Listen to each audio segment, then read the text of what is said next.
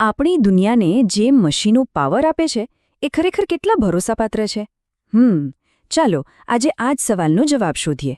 આપણે વીજળી બનાવતા એક બહુ જ મહત્વના મશીન એટલે કે ઓલ્ટરનેટરની કામગીરીને નજીકથી જોઈશું અને એ પણ તપાસીશું કે જ્યારે એના પર દબાણ આવે ત્યારે એ કેવું પરફોર્મ કરે છે. તો સવાલ એ છે કે આપણી આખી દુનિયા જે પાવર પર ચાલે છે એ કેટલી સ્ટેબલ છે.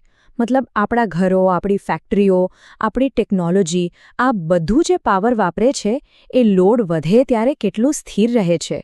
બસ આપણી આખી તપાસનો મુખ્ય હેતુ આ જ સવાલનો જવાબ મેળવવાનો છે. અને જુઓ, આપણી સામે આજનો પડકાર છે. એક સિંગલ ફેઝ ઓલ્ટરનેટર અને એની ટેકનિકલ ડેટા શીટ. આપણું કામ શું છે?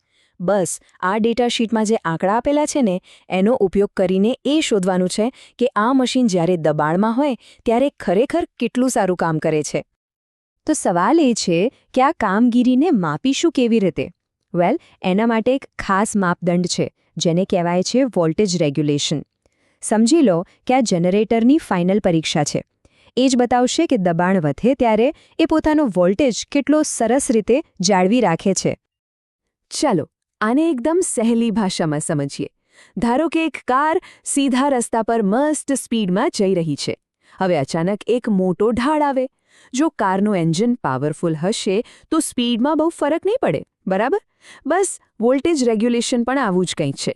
એ માપે છે કે જ્યારે જનરેટર પર લોડ નામનો ઢાળ આવે ત્યારે એના વોલ્ટેજમાં કેટલો ફેરફાર થાય છે, ઘટાડો કે વધારો. ઓકે, તો આપણી તપાસનું પહેલું પગલું આપણે ઓલ્ટરનેટરની અંદર છુપાયેલું એક ઇલેક્ટ્રિકલ ફ્રિક્શન એટલે કે ઇમ્પિડન્સ શોધવાનું છે. જુઓ, કોઈપણ મશીનની જેમ આની અંદર પણ કરંટને વહેવામાં થોડો અવરોધ તો નડે જ. બસ આપણે પહેલાં એને જ શોધવાનો છે.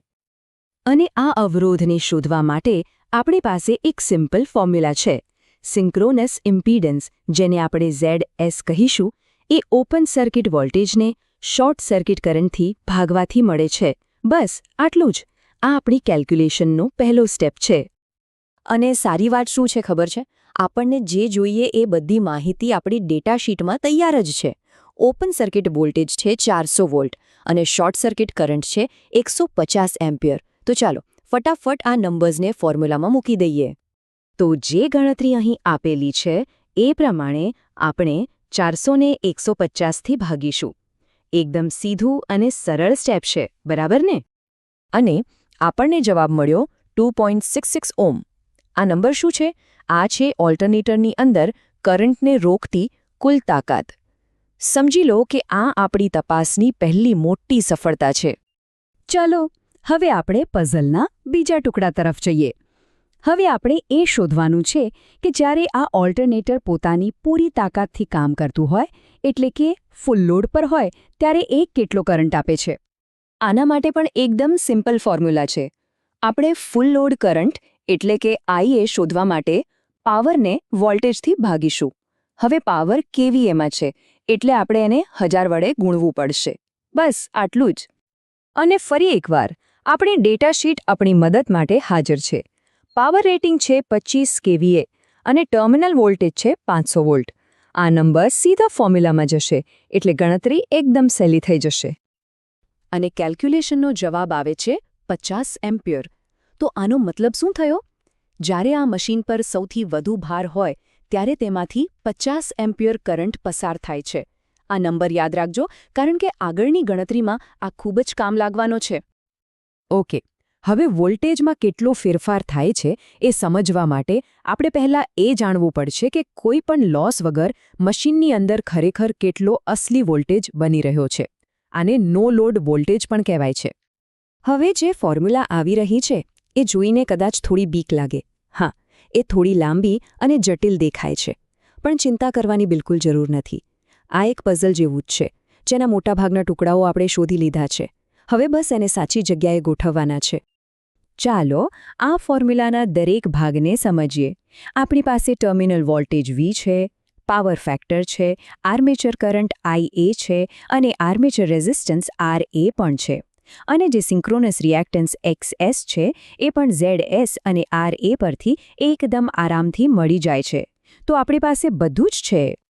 તો જુઓ, આપણે અત્યાર સુધી જે પણ વેલ્યુઝ શોધી એ બધી હવે આ એક મોટી ફોર્મ્યુલામાં એકસાથે આવી રહી છે. દરેક નંબર પોતપોતાની જગ્યાએ ગોઠવાઈ રહ્યો છે અને આપણને આપણા જવાબની નજીક લઈ જઈ રહ્યો છે. અને જવાબ છે 420 વોલ્ટ. આ છે મશીનની અંદર બનતું નો લોડ વોલ્ટેજ. મતલબ કે જ્યારે મશીન પર કોઈ જ લોડ ન હોય ત્યારે એ આટલો વોલ્ટેજ બનાવે છે. બસ હવે આપણે એકદમ છેલ્લા સ્ટેજ પર છીએ. આપણી પાસે બધી જ માહિતી આવી ગઈ છે અને હવે સમય છે ફાઇનલ સ્કોર ગણવાનો, એટલે કે વોલ્ટેજ રેગ્યુલેશનનો ચુકાદો આપવાનો. પણ અહીંયા એક રસપ્રદ વળાંક આવે છે.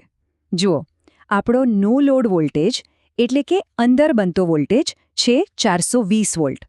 પણ આપણો ફૂલ લોડ વોલ્ટેજ એટલે કે બહાર મળતો વોલ્ટેજ છે 500 વોલ્ટ. હે? વોલ્ટેજ ઘટવાને બદલે વધી ગયો? આ તો કંઈક અજીબ છે નહીં? ચલો જોઈએ કે આની પાછળ શું રહસ્ય છે. તો વોલ્ટેજ રેગ્યુલેશનની ફોર્મ્યુલા શું કહે છે? નો લોડ વોલ્ટેજમાંથી ફૂલ લોડ વોલ્ટેજ બાદ કરો અને જે જવાબ આવે એને ફૂલ લોડ વોલ્ટેજથી ભાગી દો. તો આપણે 420 - 500 ને 500થી ભાગીશું. અને જે ફાઇનલ અને એકદમ ચોંકાવનારો જવાબ આવે છે એ છે -16%. મતલબ કે આ પરફોર્મન્સ રિવ્યૂનો ચુકાદો નેગેટિવ આવ્યો છે. હવે મનમાં સવાલ થવો સ્વાભાવિક છે. Negative score? સામાન્ય રીતે તો માઇનસમાં જવાબ આવે એટલે ખરાબ જ ગણાય. તો શું આનો મતલબ એ છે કે આપણું ઓલ્ટરનેટર ફેલ ગયું? અને અહીંયા જ આખી વાર્તામાં ટ્વિસ્ટ છે. જવાબ છે ના, આ બિલકુલ નિષ્ફળતા નથી. કેમ? કારણ કે લોડનો પાવર ફેક્ટર લીડિંગ છે. હવે આનો સીધો મતલબ એ થાય કે આ એક ખાસ પ્રકારનો કેપેસિટિવ લોડ છે અને આવા લોડ પર ટર્મિનલ વોલ્ટેજ ઘટવાને બદલે વધે જ છે.